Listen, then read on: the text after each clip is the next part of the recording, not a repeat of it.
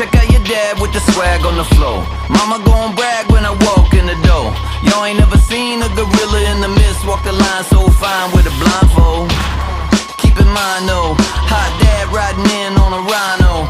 Got the roll on the rap. Hello everyone, welcome back to Full Metal Gamer. I'm Jason. Welcome to my channel. This is where we discuss all things heavy metal and video games.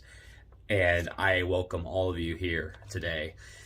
Please do me a favor, if you like this channel and you like my videos, or if this is your first time, please, I encourage you, please hit subscribe button down below, hit that like, hit that bell, let you know when videos like this goes live on my channel, and please leave a comment below. Tell me what you think of this album review. Well, I said it, we're doing an album review today, and I got something special for all of you. We are going to be diving into the brand new Limp Bizkit album. Now, I'm sure some of you are just going to be like, why is anyone giving this album the light of day? Because let's just face it, Limp Bizkit is a very, very polarizing band. Some people either really love them or they can't stand them. They can't stand the fact that they even exist. But I'm going to go ahead and say it right here, everyone. This album is not bad. On the contrary, I actually really enjoyed it. So anyway, so what is this album? So, the new album is called Still Sucks, and it just dropped on Halloween. They had released a debut single at Lollapalooza called Dad Vibes, and then nothing was really said about it. And all of a sudden, it was released like a couple days before saying, hey, guess what? Limp Bizkit is dropping their new album on Halloween. So here we are. So we're going to jump right into this album review, and I'm going to tell you what I think about it and why I like it. Let's do it. All right, everyone, as I said in the intro, the new album is called Still Sucks, and I'm going to post the album art right now. And as you can tell, they have a cartoon drawing of themselves, and they're all being sucked up in a vacuum. So obviously they are aware of what they are perceived in mainstream music and the mainstream culture in general. They are aware that people hate them, and which I understand at a certain point, if you get to a certain point as a band where people are just constantly hating on you, you feel like you have the need and the right to address it, which they very much do in this album, but we will get to that.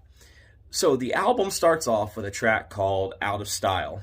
And to me, this was the perfect way to start this album out. It has your classic Limp Bizkit drive and groove and rapping, which I'm not even into this kind of music, but I really enjoyed how they did it. It had this really modern, like this track reminds you that metalcore in its roots also has nu metal influence as well. So when they start doing it, it's like, oh, metalcore was totally ripping off Limp Bizkit the entire time, and then it took Limp Bizkit to do it for you to point that out. Which my mind, when it happened, I was like, whoa, I never realized it, but here we are. So one thing I like about this song is, and I'm going to mention it later, but this album tends to have a theme of being serious and not being serious.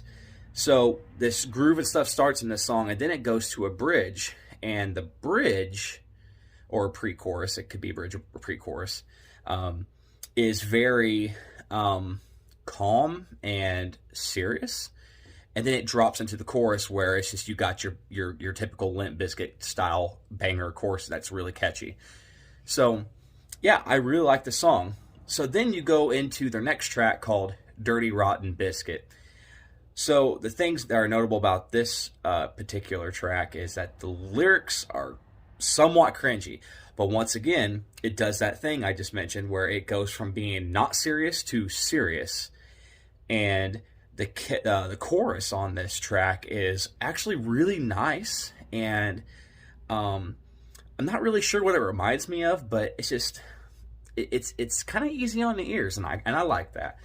So then you go from Dirty Rotten Biscuit into their debut single for this album called Dad Vibes. And of course, if all of you are familiar, this track was premiered at Lollapalooza, and Fred Durst came out on stage looking like an older, middle-aged dad. So he got a lot of talk. Even people who aren't into nu metal was aware of Fred Durst looking like this. So he apparently had some sort of impact on culture. And it would not surprise me if you start seeing more people dressing like him going forward, at least for the next year or so. Anyway, the track is really catchy, and I really like how I really like the chorus. I mean, the chorus is so catchy that I actually have it memorized. I am either proud or not proud. I don't know right now, but anyway, it's a good song. Then it rolls into the next song called "Turn It Up, Bitch." When it goes from Dad Vibes, the first three songs, to this song, I was like, I have to say, it kind of put a bad taste in my mouth. Like I expect Limp Bizkit to do these kinds of tracks, but it's just like, come on. Like, you had these three really great tracks before it, and now you put this in here, and it's like, come on. It's like you just went from approaching a masterpiece of a record, then now you just soiled it with this track. Now, there are some good things about this song, but I hate how cringy the lyrics are. I can't get over it. And I'm not even attacking Fred as a person or his ability to write lyrics. Or his ability to perform the lyrics. Actually, if the lyrics were just different, but he kept it the exact same way as he performed it, I would be totally okay with it. But I just cannot stand these lyrics. I just don't like it.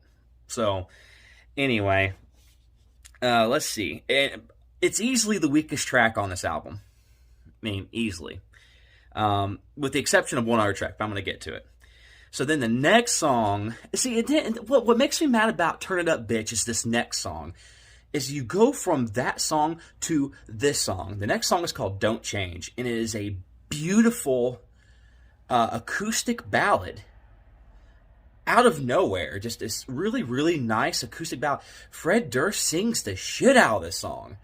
And it's lovely. It's beautiful. I mean, the only thing I could say about this song, and you are going to not unhear it from going, you won't be able to unhear it, but it reminds me a lot of Wonderwall.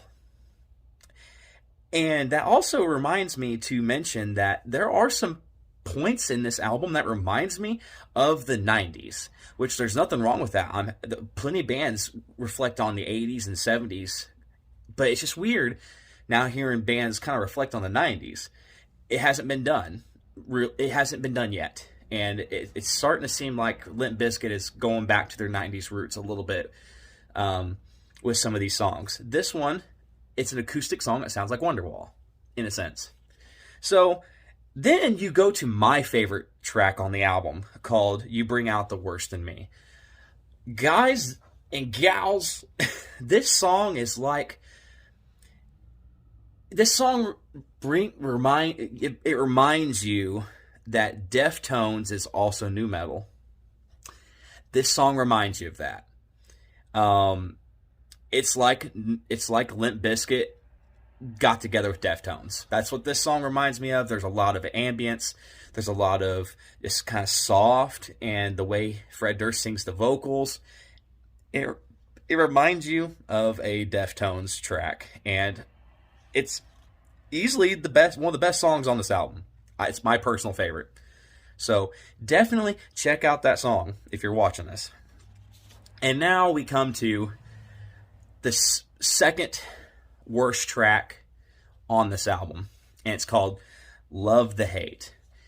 And this is another one of those songs. It's like, with songs like You Bring Out the Worst in Me and Don't Change and Dad Vibes, then this song is thrown on this album.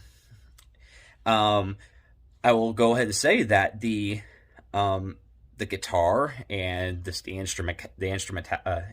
instrumentals, the musical aspect of it is great. No problem. It has a really ominous and weird kind of vibe, but what the song is centered on is how much people hate Limp Bizkit and Fred Durst. And then they did this weird angle where it's like these two guys are friends and they're just both talking shit about Fred Durst and Limp Bizkit at the beginning, and then the one friend then admits in the second verse that he actually listened to Limp Bizkit when he was a kid, and then now the other guy's like, I'm gonna beat the shit out of you for that. I mean, it's just like really. And the thing that kills me about this song is that they went as far as to spend the money they probably spent to record this album and the effort. This is a track slot in this record wasted, and the song is directly centered around Fred Durst and about how people are saying these bad things about him, but then he literally says, "We don't give a fuck." It's like, yes, you do. You clearly do give a fuck. If you didn't, you wouldn't have written this song. You wouldn't have wrote these lyrics, and you wouldn't have wasted the money and resources to put this on this album. Bands like Limp Bizkit do not spend no money on recording. They spend a lot of money. So a lot of money was put into making this song. So do you really not care, Fred Durst? It seems like you do. And I said, and to me, like, I understand why he would feel this way. I am not a hater on Fred Durst. I used to be a Limp Bizkit critic, but in my older age, me growing as a person, I have learned, you know what you want to like. If you like Limp Bizkit, like Limp Bizkit. I don't care anymore. I'm glad you like something, and I'm glad that Fred Durst and the members of Limp Bizkit are writing music for their fans. So, anyway. The song, absolute garbage, lyrically. Anyway, so then it goes to the next song. This is easily the worst song on the album. Worst song. It's called Barnacle.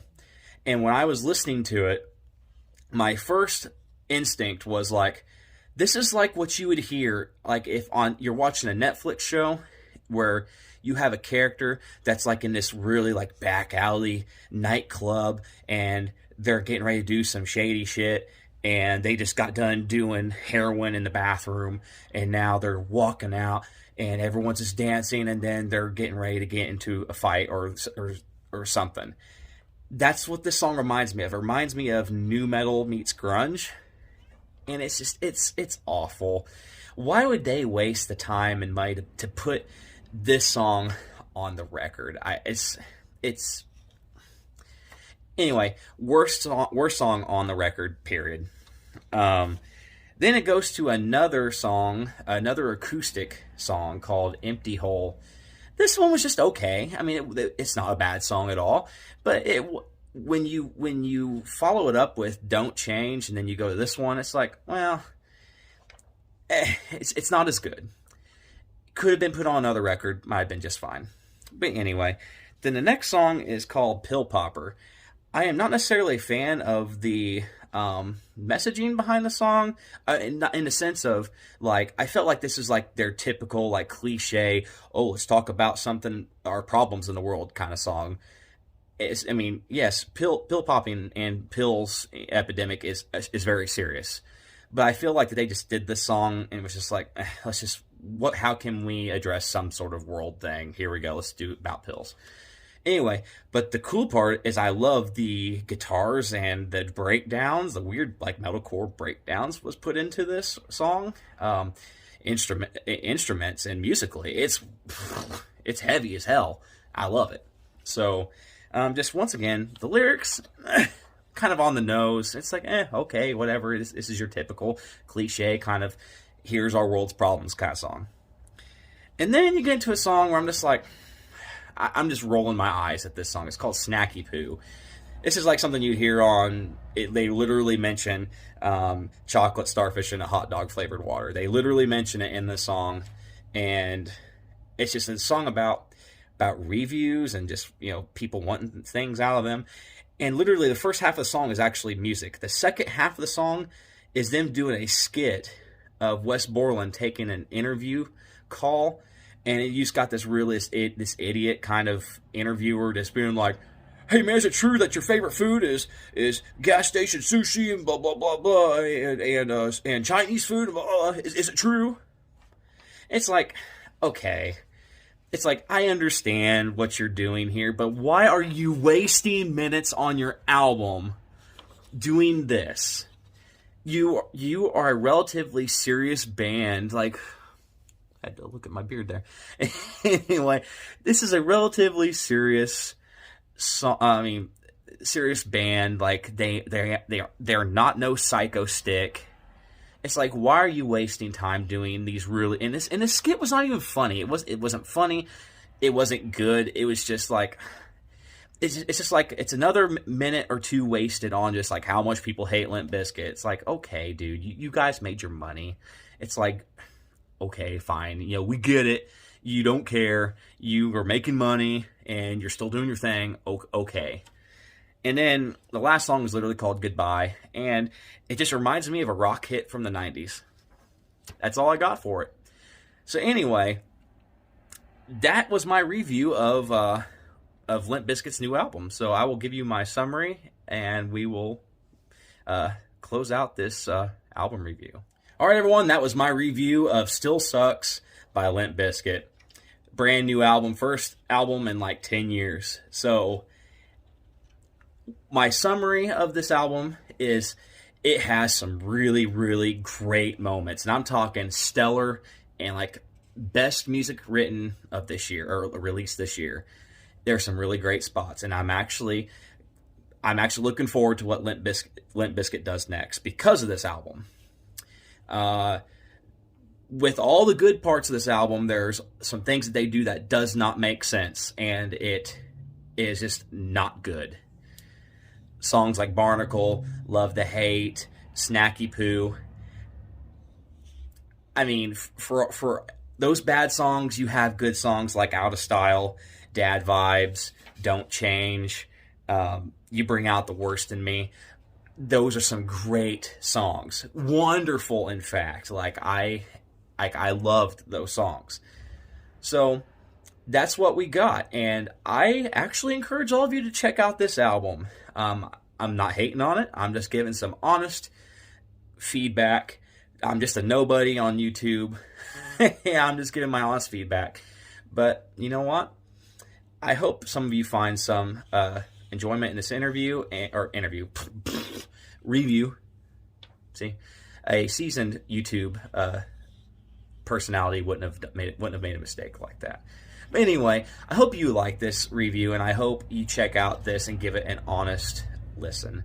So thank you for watching. If you like the videos, if you like this review, please hit that subscribe button down below. Hit that like, hit that bell. Leave a comment. Let me know what you think of my review. I would greatly appreciate it. Have a wonderful week, everyone. I hope you have a great time. I hope you're going to stay safe. Do it for me. Anyway, I'll talk to you all later. And always remember, long live heavy metal.